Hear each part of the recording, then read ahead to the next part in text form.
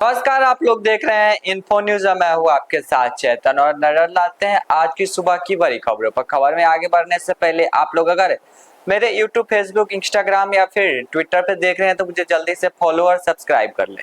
RJD प्रदेश अध्यक्ष जगदानंद सिंह के छोटे बेटे अजीत सिंह ने नीतीश कुमार की पार्टी छोड़कर आरजेडी की सदस्यता ली है। अजीत सिंह ने लालू प्रसाद यादव के जन्मदिन पर आरजेडी का लेलटेन उठाया है। बताया जा रहा है कि सुधाकर सिंह की खाली सीट पर वो चुनाव लड़ने की तैयारी में है। पूर्व कृषि मंत्री और जगदानंद सिंह के बेटे सुधाकर सिंह बक्सर से आरजेडी के टिकट पर लोकसभा का चुनाव लड़े और जीत भी गए। वो रामगढ़ से विधायक थे। अब उनके सांसद बनने के बाद रामगढ़ की सीट खाली हो गई है। राजद की सदस्यता लेने के बाद अजीत सिंह ने कहा है कि मैं अपने मूल पार्टी राष्ट्रीय जनता दल में वापस लौट आया। उन्होंने कहा कि लोकसभा चुनाव से पहले ही जदयू से इस्तीफा दे दिया था। मैंने तब कहा था कि लोकसभा चुनाव में इंडिया गठबंधन के लिए अपने साथियों के लिए काम करूंगा। प्रियंका गांधी अगर वाराणसी से नरेंद्र मोदी के खिलाफ चुनाव लड़ती तो नरेंद्र मोदी चुनाव हार जाते। रायबरेली में दिए गए राहुल गांधी के इस बयान पर सियासी बवाल जारी है।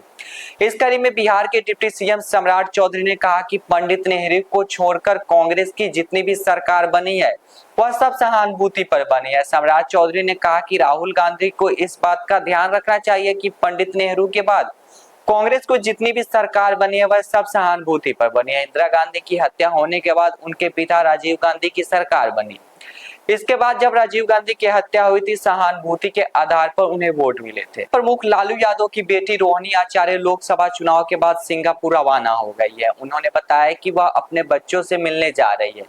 15 दिन बाद वापस लौट आएगी। सिंगापुर जाते जाते उन्होंने बिहार की राजनीति में हलचल मचाते हुए बयान दे दिया है। रोहिणी आचार्य ने मीडिया से बातचीत करते हुए कहा कि केंद्र सरकार ने बिहार को फिर से ठन गोपाल बना दिया है, कुछ नहीं दिया बिहार को। उन्होंने कहा कि बिहार की जनता भी बोल रही है कि केंद्र सरकार ने हमें झुनझुना थमा दिया है।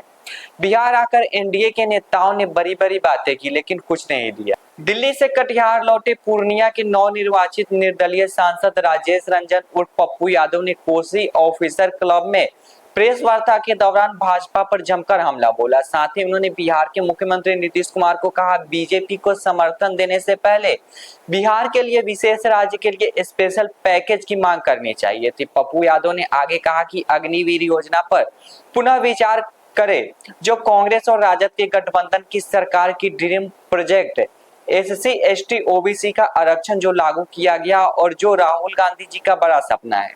जाति जनगणना उसको पहले आपको लागू करवाना चाहिए था तो आप इस सदी के महानायक कहलाते। अगले साल होने वाले बिहार विधानसभा चुनाव पर नजर रखते हुए राजनीतिक सलाहकार से नेता बने प्रशांत किशोर ने अपने जन सुराज अभियान को एक राजनीतिक पार्टी में बदलने का फैसला किया है। बिहार में नए विकल्प की वजह बताते हुए प्रशांत किशोर ने कहा कि बिहार में 50% से ज्यादा लोग लालू, नीतीश और भारतीय जनता पार्टी से तंग आ चुके हैं और नए विकल्प की तलाश में है। अपनी पार्टी का जनसुराज सार्वजनिक सुशासन रखते हुए जिस नाम से वह पिछले 18 महीने से अभियान चला रहे हैं।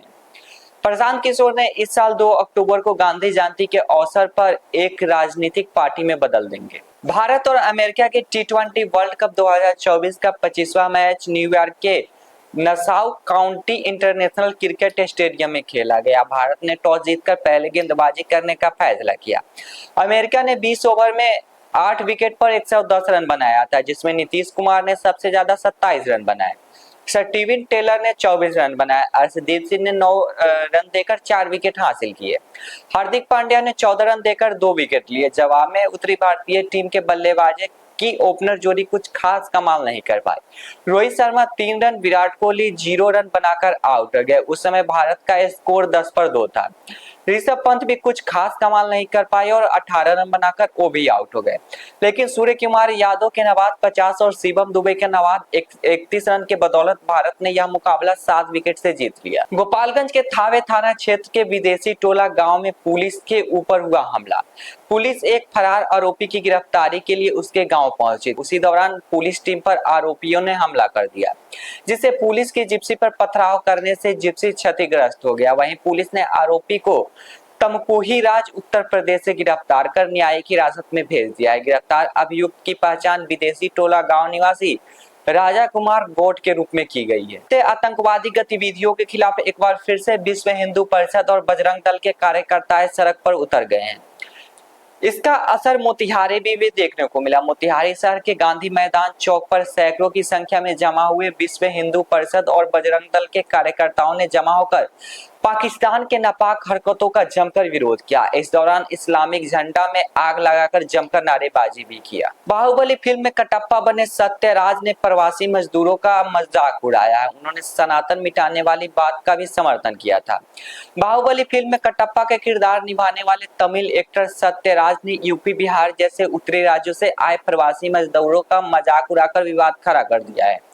तमिलनाडु के त्रिची में आयोजित एक कार्यक्रम में सत्यराज ने कहा कि प्रवासी श्रमिकों को आत्मसम्मान क्या होता है यह सिखाया जाना चाहिए। उत्तरी राज्यों में आए प्रवासी श्रमिकों को द्रविड़ मॉडल और विचारधारा के सिद्धांत सिखाना जरूरी है। इससे पहले सत्यराज ने उदयनिधि स्टालिन की सनातन को मिटाओ बयान का भी समर्थन किया था और इसके लिए उदयनिधि की भी तारीफ की थी। बिहार लोक सेवा आयोग बीपीएससी ने शिक्षक भर्ती परीक्षा के लिए संशोधित तारीखों की आधिकारिक घोषणा कर दी है। यह बदलाव माननीय उच्च न्यायालय के एक निर्देश के बाद हुआ है जो अतिथि शिक्षकों को परीक्षा में भाग लेने के लिए अनुमति देता है। यह पुनर्निर्धारण TRE 3.0 परीक्षा से जुड़े पिछले विवाद को मद्देनजर आया है। प्रश्न पत्र लीक होने के आरोप के बीच 15 मार्च 2024 को आयोजित परीक्षा रद्द कर दी गई थी। इस घटना ने लगभग 3.75 लाख उम्मीदवारों को प्रभावित किया। बिहार में तीसरे चरण की रद्द हुई शिक्षक परीक्षा 19 से 22 जुलाई के बीच आयोजित की जाएगी।